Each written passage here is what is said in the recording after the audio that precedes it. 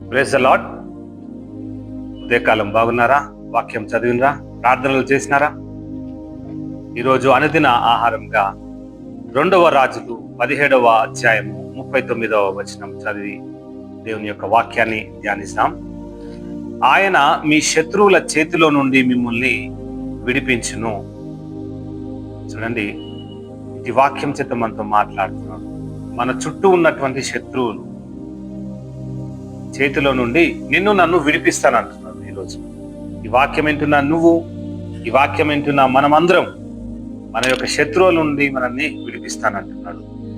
ఎప్పుడు విడిపిస్తాడు దేవుడు అని చూసినట్లయితే, ఎవరు ఆయన విడిపించేవారు అని అంటే నజరేయుడైన దేవుడు కదా. ధవలవర్ణుడు 10,000 అతి కాంక్షణీయుడైనటువంటి దేవుణ్ణి మనం కలిగి ఉన్నాం. దేవుడు తన్ను అనుసరించిన వారిని శత్రువుల నుండి విడిపిస్తానంటున్నాడు. వాక్యాన్ని ధ్యానించుచు ఆయన సన్నిధానంలో ఆశకొని ఉన్న వారి యొక్క శత్రువులను అణిచివేస్తానంటున్నాడు.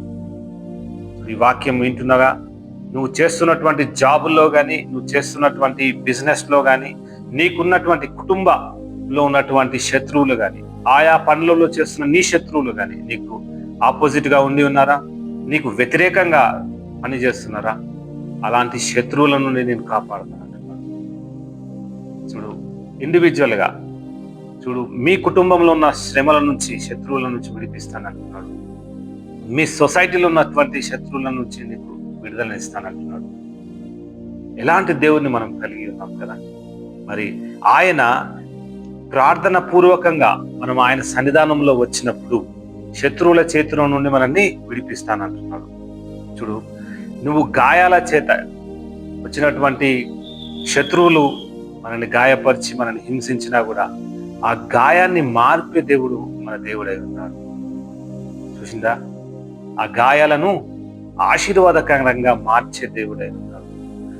ఈ గాయాలను మాన్పి నీకు సంతోషాన్ని ఇచ్చే దేవుడు మన పక్షాన ఉన్నాడు.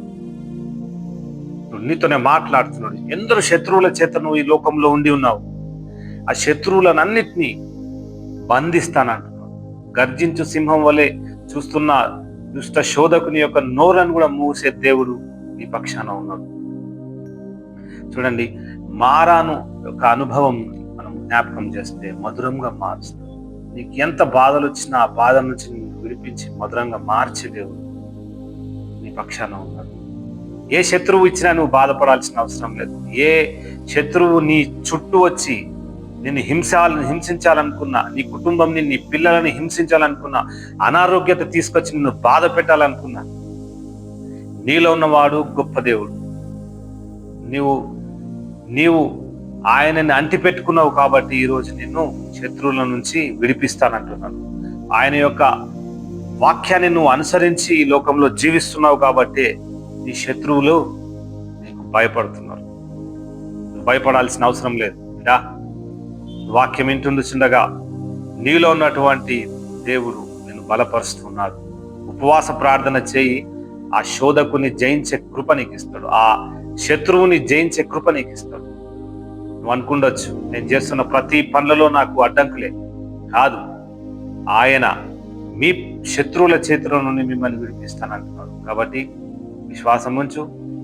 ఈరోజు ఏ శత్రువులు నీ దరిదాపులకు రాకుండా ఆయన నువ్వు అనుసరించి ఆ వాక్యం చేత నువ్వు ఆయనని ప్రార్థన పూర్వకంగా అడిగినట్లయితే కేరూబులు, శరాపులు, బలమైన దేవదూతల సమక్షంలో నిన్ను రక్షించే దేవుడు ఈరోజు నీకు తోడై ఉంటుందాక.